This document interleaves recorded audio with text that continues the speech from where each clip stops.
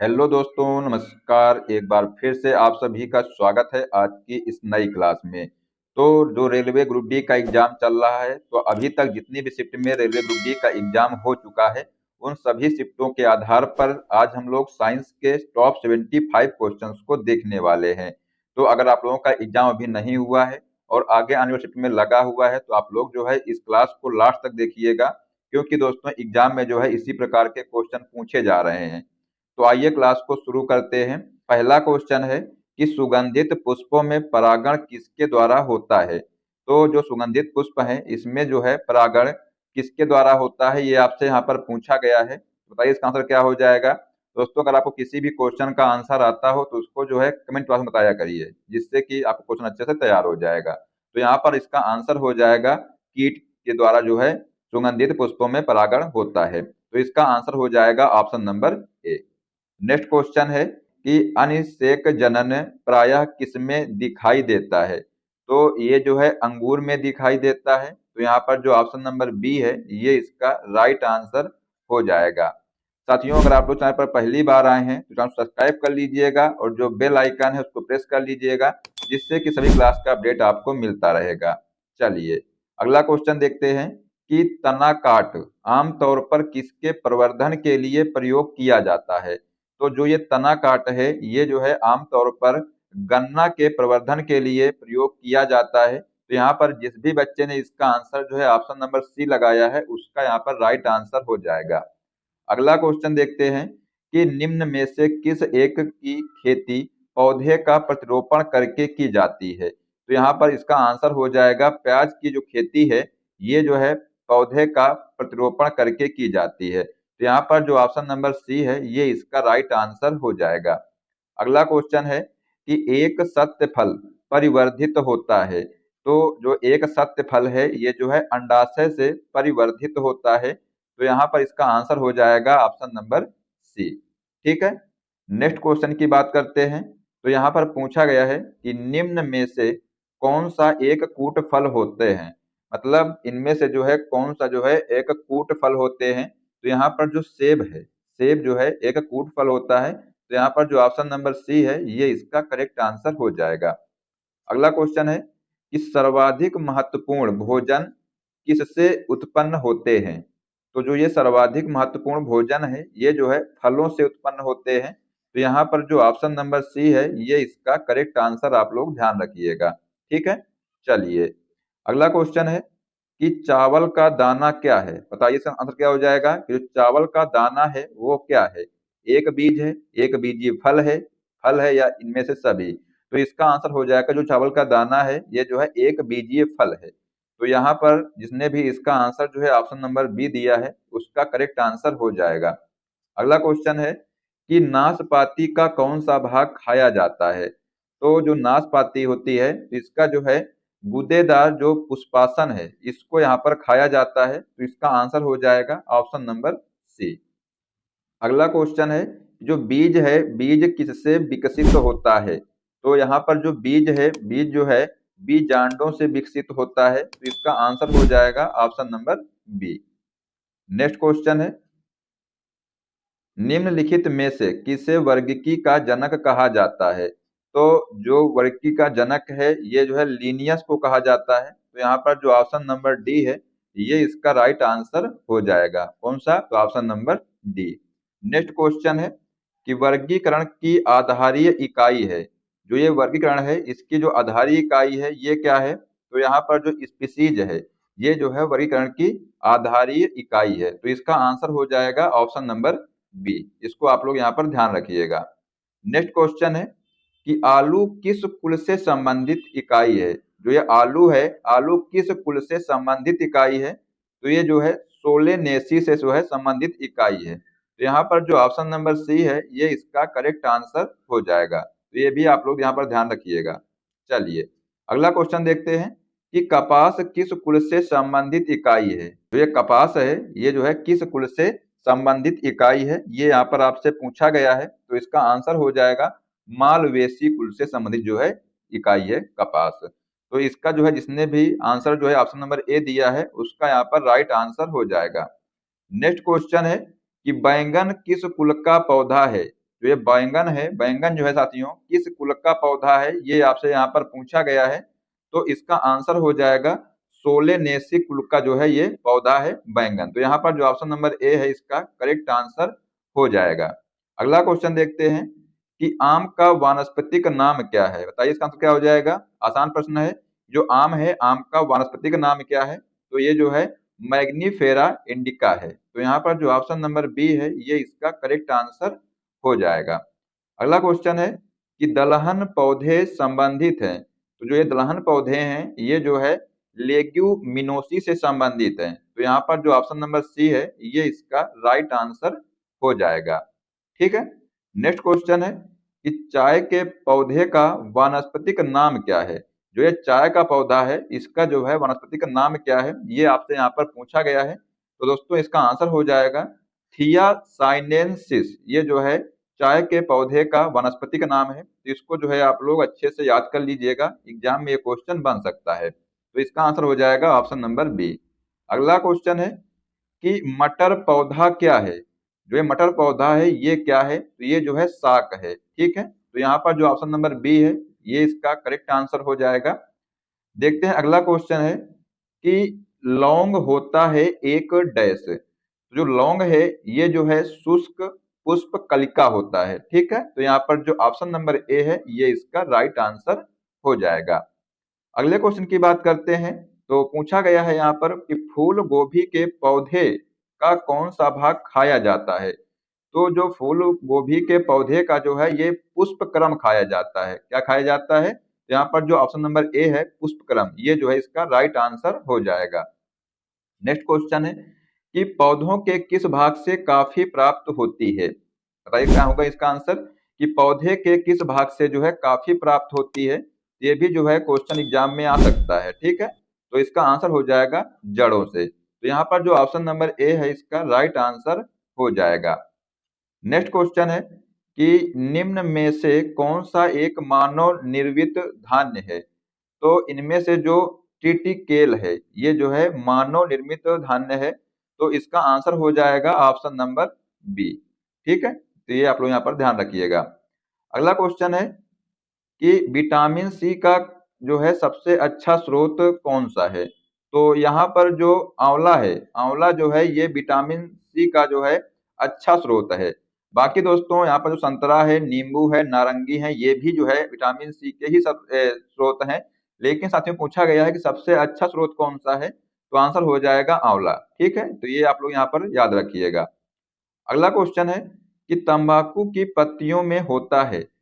तो जो तंबाकू की पत्तियां हैं इनमें जो है निकोटिन होता है। क्या होता है, तो आंसर हो जाएगा साथियों इसमें जो है निकोटिन होता है। इसका जो आंसर हो जाएगा ऑप्शन नंबर ए। तो दोस्तों ये जो रहे जीव विज्ञान के 25 क्वेश्चन। अब हम लोग दोस्तों देखने वाले हैं फिजिक्स यानी कि भौतिक विज्ञान के 25 क्वेश्चन। तो पहला क्वेश्चन है कि किसी मनुष्य के शरीर का सामान्य तापक्रम होता है। तो मनुष्य के जो शरीर का सामान्य तापक्रम होता है ये जो है 98 डिग्री होता है। तो यहाँ पर जो ऑप्शन नंबर सी है ये इसका राइट आंसर हो जाएगा। अगला क्वेश्चन है कि ऊष्मा का सबसे अच्छा चालक है। बताइए क्या होगा इसका आंसर कि ऊष्मा का सबसे अच्छा चालक है। तो इसका आंसर हो जाएगा चांदी साथियों, जो है ये जो है ऊष्मा का सबसे अच्छा चालक है। तो यहाँ पर जो ऑप्शन नंबर ए है इसका राइट आंसर हो जाएगा। नेक्स्ट क्वेश्चन है कि निम्नलिखित में से किसकी ऊष्माधारिता अधिक है। तो यहाँ पर जो जल है, जल की जो है ऊष्माधारिता अधिक है। तो इसका आंसर हो जाएगा option number B. Next question है कि निम्नलिखित में से किसके द्वारा अधिक ज्वालक पैदा होता है। तो जो भाप है, भाप के द्वारा जो है अधिक ज्वालक यानी दोस्तों अधिक जलन जो है ये पैदा होता है। तो ये आप लोग यहाँ पर ध्यान रखिएगा, अधिक जलन जो है ये पैदा होती है किसके द्वारा, तो भाप के द्वारा। तो इसका आंसर हो जाएगा option number A. Next question है कि निम्नलिखित में से किसमें सर्वोच्च विशिष्ट ऊष्मा का मान होता है। तो यहाँ पर जो जल है इसमें जो है सर्वोच्च विशिष्ट ऊष्मा का मान होता है। तो यहाँ पर जिसने भी इसका आंसर जो है ऑप्शन नंबर सी लगाया है उसका यहाँ पर राइट आंसर हो जाएगा। नेक्स्ट क्वेश्चन है कि ऊष्मा का सबसे अच्छा चालक है। बताइए क्या होगा इसका आंसर कि ऊष्मा का सबसे अच्छा चालक है, तो ये जो है चांदी है। तो यहाँ पर इसका आंसर हो जाएगा option number A. Next question है कि आणविक संगठन के द्वारा ऊष्मा का संप्रेषण क्या कहलाता है? तो ये जो है संवहन कहलाता है। तो यहाँ पर जो आंसर हो जाएगा ऑप्शन नंबर ए। तो ये आप लोग यहाँ पर ध्यान रखिएगा। अगला क्वेश्चन है कि निम्नलिखित द्रवों में कौन सा ऊष्मा का बहुत अच्छा चालक है? तो इनमें से जो पारा है ये जो है ऊष्मा का बहुत अच्छा चालक है। तो इसका आंसर हो जाएगा ऑप्शन नंबर सी। ठीक है, चलिए अगला क्वेश्चन है कि ठोस से द्रव में पदार्थ के अवस्था परिवर्तन को कहते हैं। तो यहाँ पर जो है इसको गलन कहते हैं। जो इसका ऑप्शन नंबर बी है ये इसका करेक्ट आंसर हो जाएगा। तो ये आप लोग यहाँ पर ध्यान रखिएगा। बात करते हैं अगले क्वेश्चन की। तो पूछा गया है यहाँ पर कि ठोस कपूर से कपूर वाष्प बनाने की जो प्रक्रिया है इसको क्या कहते हैं?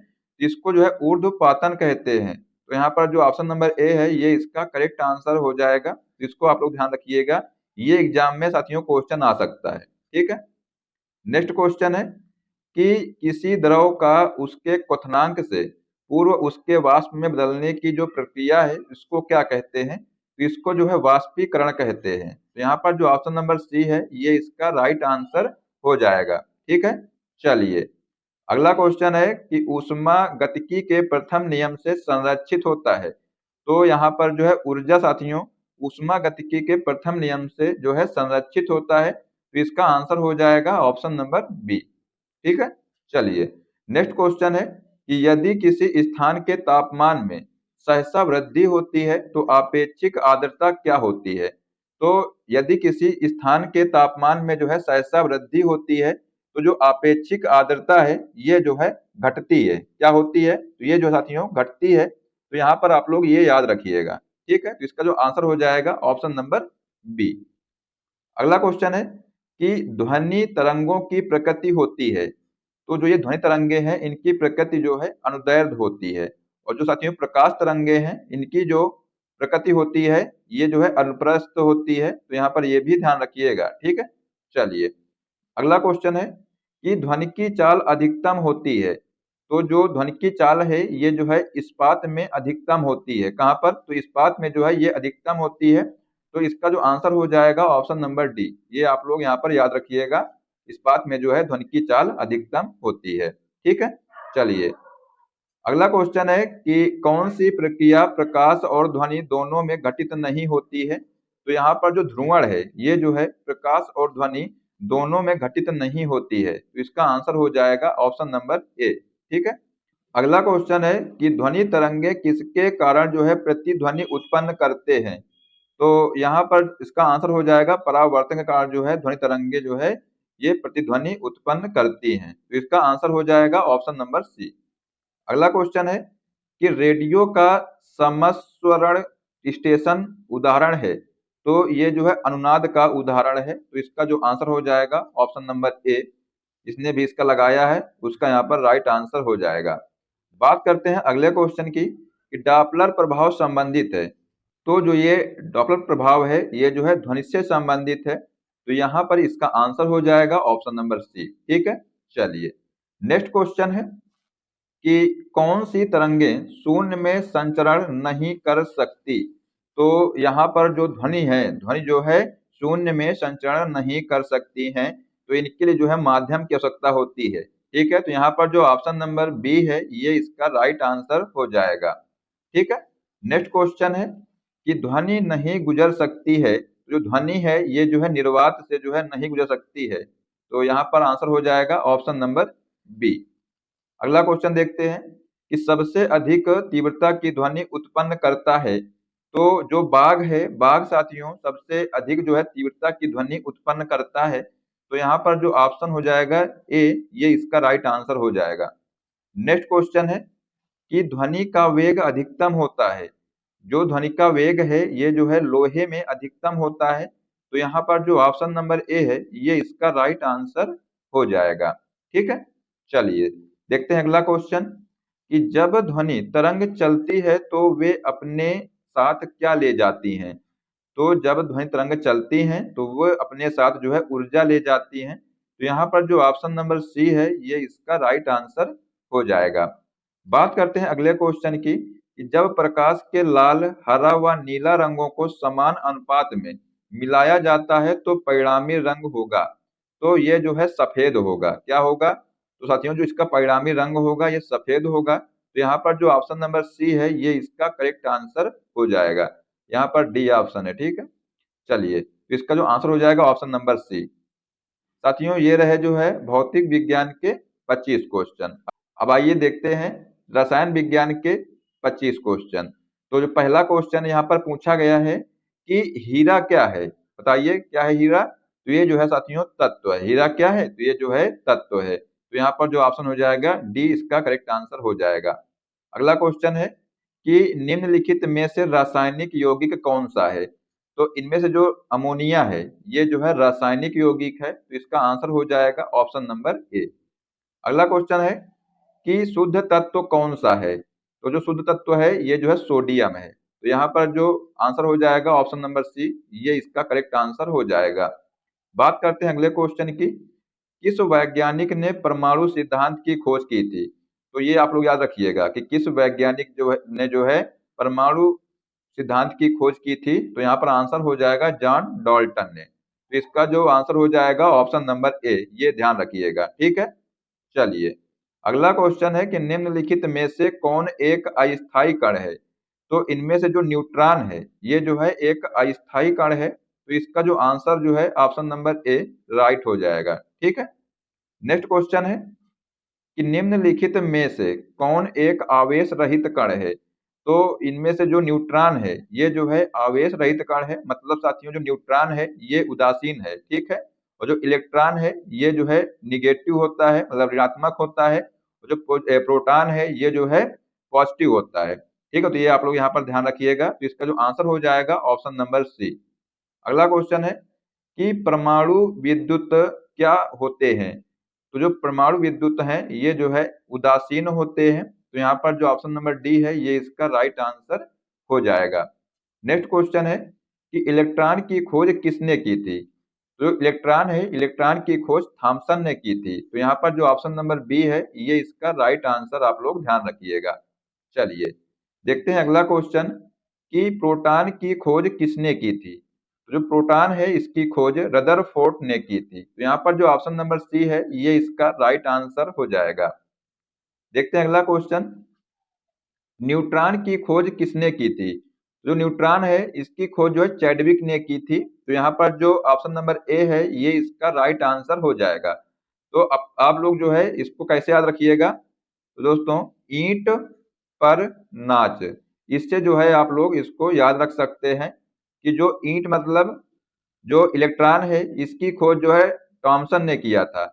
पर मतलब पास हो गया प्रोटॉन, और जो प्रोटॉन है इसकी जो खोज है ये रदरफोर्ड ने किया था। ठीक है, और रदरफोर्ड ने किया था। और जो नाच मतलब जो न्यूट्रॉन है, न्यूट्रॉन की खोज किसने किया था? तो ये जो है चैडविक ने किया था। न्यूट्रॉन की खोज चैडविक ने किया था।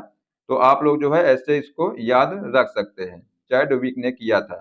ठीक है, चलिए, अगला क्वेश्चन देखते हैं। पूछा गया है यहाँ पर कि परमाणुवीय नाभिक किसने खोजा था? तो जो परमाणुवीय नाभिक है ये जो है रदरफोर्ड ने खोजा था। ठीक है, जिसने जो है प्रोटॉन की खोज की थी उन्हीं ने जो है इसकी जो है खोज की थी, किसकी? तो नाभिक की। तो आंसर हो जाएगा ऑप्शन नंबर बी यहाँ पर। नेक्स्ट क्वेश्चन है कि एक भारतीय वैज्ञानिक जिसका नाम एक विशिष्ट मूल कण के साथ जुड़ा है, तो ये जो है बोस का नाम। ठीक है, तो आंसर हो जाएगा ऑप्शन नंबर ए। अगला क्वेश्चन है कि निम्नलिखित में से किस परमाणु के नाभिक में न्यूट्रॉन नहीं होते हैं? तो यहाँ पर जो हाइड्रोजन है तो हाइड्रोजन के परमाणु के नाभिक में साथियों न्यूट्रॉन नहीं होते हैं। तो इसका आंसर हो जाएगा ऑप्शन नंबर सी यहाँ पर। ठीक है, चलिए, देखते हैं अगला क्वेश्चन कि इलेक्ट्रॉन के तरंग प्रकृति की खोज सर्वप्रथम किसने की थी? तो ये जो इलेक्ट्रॉन के तरंग प्रकृति की खोज है ये जो है इनमें से डी ब्रोगली ने की थी। तो इसका आंसर हो जाएगा ऑप्शन नंबर ए यहाँ पर। ठीक है, नेक्स्ट क्वेश्चन है कि तत्व के सबसे छोटे भाग को क्या कहा जाता है? तो जो तत्व है तत्व के सबसे छोटे भाग को परमाणु कहा जाता है। तो यहाँ पर जो ऑप्शन नंबर ए है ये इसका राइट आंसर हो जाएगा। ठीक है, अगला क्वेश्चन है कि डाल्टन के परमाणु सिद्धांत के अनुसार कौन सा सबसे छोटा कण स्वतंत्र रूप से रह सकता है। तो यहाँ पर जो परमाणु है, परमाणु जो है साथियों सबसे छोटा कण है और ये जो है स्वतंत्र रूप से रह सकता है। तो इसका जो आंसर हो जाएगा ऑप्शन नंबर सी यहाँ पर। ठीक है, अगला क्वेश्चन देखते हैं कि किसी परमाणु के गुण निर्भर करते हैं। तो ये जो है इलेक्ट्रॉनिक संरचना पर निर्भर करते हैं। तो यहाँ पर जिसने भी इसका आंसर जो है ऑप्शन नंबर ए लगाया है उसका करेक्ट आंसर हो जाएगा। अगला क्वेश्चन की बात करते हैं कि न्यूट्रॉन और प्रोटॉन के संख्याओं के योगफल को क्या कहते हैं। तो जो ये न्यूट्रॉन और प्रोटॉन के संख्याओं के योगफल को द्रव्यमान संख्या कहते हैं। तो यहाँ पर जो ऑप्शन नंबर बी है ये इसका राइट आंसर हो जाएगा। ठीक है, चलिए अगला क्वेश्चन देखते हैं। किन किरणों के प्रकीर्णन से नाभिक के आकार का आकलन किया जा सकता है। तो यहाँ पर जो है अल्फा कण के प्रकीर्णन से जो है नाभिक के आकार का जो है आकलन किया जा सकता है। तो जो इसका आंसर हो जाएगा ऑप्शन नंबर डी यहाँ पर। ठीक है, चलिए अगला क्वेश्चन है कि नाभिक के धनावेशित होने की खोज की थी। जो नाभिक है तो नाभिक के धनावेशित होने की जो खोज है ये रदरफोर्ड ने किया था। तो यहाँ पर जो ऑप्शन नंबर बी है ये इसका राइट आंसर हो जाएगा। बात करते हैं अगले क्वेश्चन की कि परमाणु भार का अंतरराष्ट्रीय मानक है। तो जो ये परमाणु भार है इसका जो अंतरराष्ट्रीय मानक है ये जो है C12 है। तो इसका आंसर हो जाएगा ऑप्शन नंबर डी। ठीक है, नेक्स्ट क्वेश्चन है कि निम्नलिखित में से किसने आणविक सिद्धांत प्रतिपादित किया था। तो इनमें से जो है जॉन डाल्टन ने जो है ये आणविक सिद्धांत प्रतिपादित किया था। तो इसका जो आंसर हो जाएगा ऑप्शन नंबर ए। ठीक है, चलिए अगला क्वेश्चन देखते हैं कि किसी परमाणु के बाह्यतम कक्षा में इलेक्ट्रॉन जो है रह सकते हैं, मतलब कितने इलेक्ट्रॉन रह सकते हैं। तो यहाँ पर जो है किसी परमाणु के जो बाह्यतम कक्षा में 8 इलेक्ट्रॉन रह सकते हैं। तो इसका आंसर हो जाएगा option number B. Next question है कि सोडियम परमाणु में कोर इलेक्ट्रॉन की संख्या है। तो जो ये सोडियम परमाणु है इसमें जो है कोर इलेक्ट्रॉन की संख्या 10 है। कितनी है? तो 10 होती है। तो आंसर हो जाएगा ऑप्शन नंबर डी। ठीक है, चलिए अगला क्वेश्चन देखते हैं। पूछा गया है यहाँ पर कि परमाणु का द्रव्यमान किन मौलिक कणों पर निर्भर करता है। तो जो ये परमाणु का द्रव्यमान है ये जो है न्यूट्रॉन व प्रोटॉन पर निर्भर करता है। तो यहाँ पर जिसने भी इसका आंसर जो है ऑप्शन नंबर सी दिया है उसका करेक्ट आंसर हो जाएगा। तो ये जो है साइंस के 75 क्वेश्चन हमने आपको करा दिए हैं और आप लोग दोस्तों इनको जो है अच्छे से याद कर लीजिएगा क्योंकि एग्जाम में जो है क्वेश्चन आ सकते हैं। अब दोस्तों आपको एक क्वेश्चन देते हैं जिसका आंसर जो है आप लोग बताइए कमेंट बॉक्स में क्या हो जाएगा। तो क्वेश्चन है कि विटामिन सी का सबसे अच्छा स्रोत है। ऑप्शन है संतरा, नींबू, नारंगी या आंवला। तो दोस्तों इसका जो आंसर है बताइए आप लोग कमेंट बॉक्स में क्या हो जाएगा। देखते हैं कितने बच्चे इसका सही जवाब दे पाते हैं। तो दोस्तों आशा करते हैं कि आपको क्लास पसंद आई होगी और अगर आपको क्लास पसंद आई तो इसको लाइक कर दीजिएगा और साथ में अपने दोस्तों को भी शेयर कर दीजिएगा। साथियों अगर आप लोग चैनल पर पहली बार आए हैं तो सब्सक्राइब कर लीजिएगा और जो बेल आइकन है उसको प्रेस कर लीजिएगा जिससे कि सभी क्लास का अपडेट आपको मिलता रहेगा। मिलते हैं नेक्स्ट क्लास में। जय हिंद, जय भारत, वंदे मातरम।